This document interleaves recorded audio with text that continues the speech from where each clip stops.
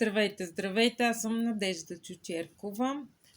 Това видео е продължение по темата уличен бой. Може да намерите предходните видеа, които в YouTube канала ми Надежда Чучеркова, които се казват уличен бой. Уличен бой 1, уличен бой 2, уличен бой 3, уличен бой 4, уличен бой 5 и това вече ще е уличен бой 6. Направо продължавам от историите от където ми е спряло телефончето. И така, тогава човека, който препречва пътя и спира колата отпред, излиза от колата. Нашият човек спира, вътре жена му и детето му. Тя пищи и вика: какво ще правиш? Престани, и така. И този идва вече да му отваря вратата и да го бие. И съответно нашия човек сега какво да направи? Той оня отгоре, като му отвори вратата над главата му, той е седнал нашия и той ще го бие. Той не може нищо долу от седнал положение, освен да се свлече друго. По-трудно е да биеш някой нагоре, отколкото отгоре надолу. И затова той отваря вратата и рита силно с крак. Оня го поваля на земята с вратата. Оня пада и избягва. Нашия вече явно ще се биеме. Излиза навънка и му казва: ела бе, колата ти е тука и ключовете са ти тука отворена. Все някой ще дойде, ела се разбереме като мъже. И той идва и започва се извинява. Извинявай, бе, бате, аз без да исках сгреших. И така. Така че не винаги е хубаво да се занимавате с такива неща. Понякога е опасно, понякога, когато си мислите, че може да набиете някой, може той да ви набие. Казах, че има камери навсякъде и така нататък. За жените искаха много важно да кажа, че жените, когато някой непознат мъж се доближава до вас, когато е тъмно, според вас, той за какво идва при вас? Каква работа има при вас? Да ви дава пари ли? Така че в никакъв случай не трябва никой да се приближава до вас, дори да сте били жена или мъж, няма значение, или дете. Баща ми един път ми разказваше. Той много не разказваше всъщност, но явно е бил леко шокиран. Пак така някой се тръгнал да се приближава към него. Той също носеше оръжие и с приклада на пистолета го ударил в главата и избяга. Така че никой, който се приближава към вас в тъмното, няма работа при вас. Друго бих казала, че жените не трябва, и мъжете, и децата, да ходите на такива места и по такива. Казах също, бях разказала там за моя близък, където беше нарязан като дете тук по врата и тук по главата с нож, като това е било посред бял ден. Защото е имал неблагоразумието да се разхожда в региона на ЦУМ и джамията. Така че тези, става дума за София, така че тези места са били от край време криминални. Тая случка става преди повече от 25 години. Днес там е още по-криминално.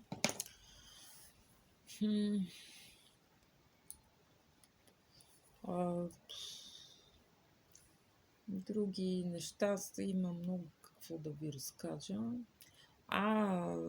Забравих да допълня за ония човек, който един му помага там, намира му работа. Той е някакъв деце, му иска пари. Има много апартаменти в наследство. На всички работи, на които го урежда, то се забърква в нещо. Даже му плаща да излезе е бил задържан някаква гаранция. И той след няколко дена, 1-2 дена, веднага се забърква пак. Обижда някакви жени, там го прибират, оттам нещо го освидетелстват ли какво. И в тяхната страна, сега тук аз не знам точно в България как е, в тяхната страна тези апартаменти, имоти, които има, те вече са непродаваеми. Той не може да ги продава. Може би, че може и тук да е някакси така. Защото ще бъде сложно да психично болен там и да го накарате да подпише, че ви дарявали, продавали, как ще ви и апартаменти, имущество и така нататък.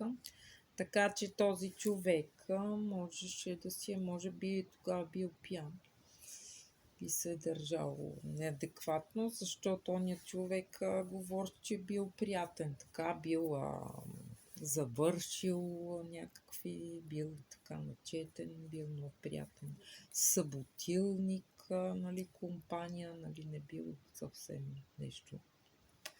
Обаче, ето докъде стига и всъщност не може да си продаде някой, да кажем, някой от имотите, да си направи, да кажем, зъбите, да си отиде на някакво обучение, да започне някаква работа престижна, така да дръпне с материала, да си оправи живота. И тук вече той му е блокиран живота.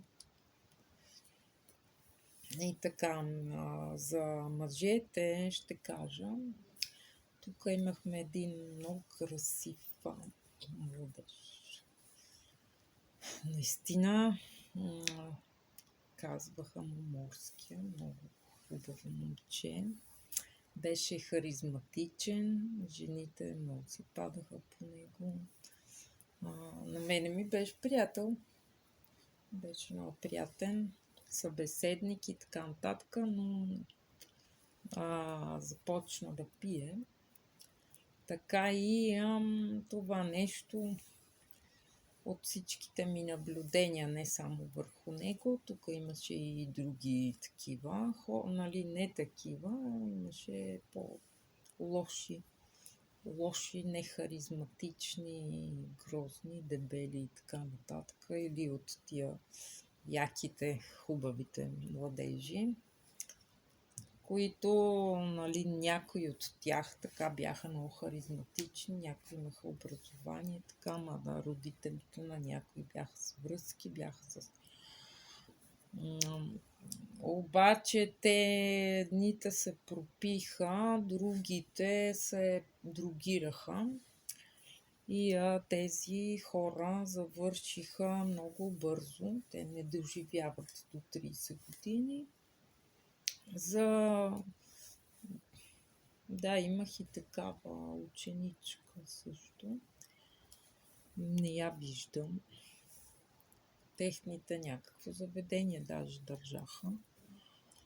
През лятото ходят тия, които са някои може би да не се срамуват, които венозно се другират, ходят с ризи сред горещината. По това по това ще ги познаете.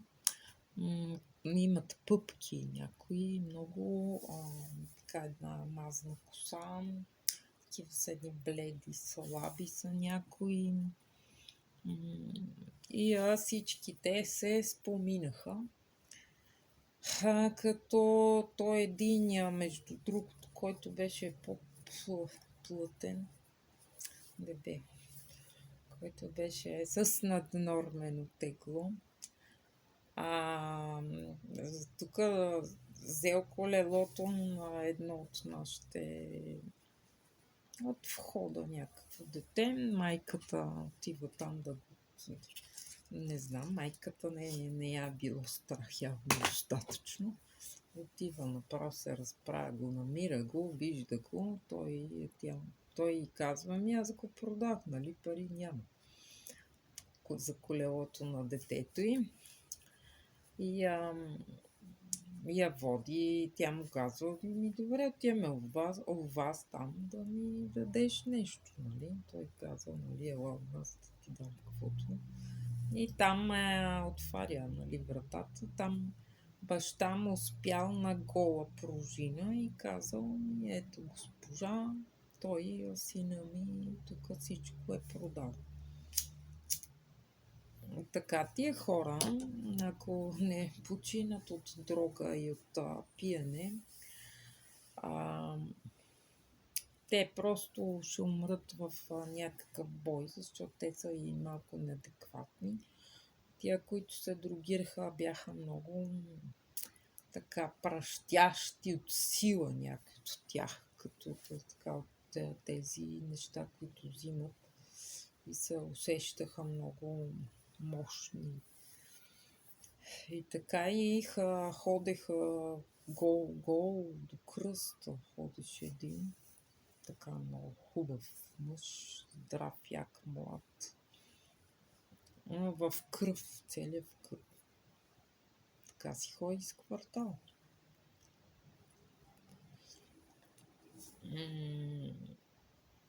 Този, който беше морския, беше много красив.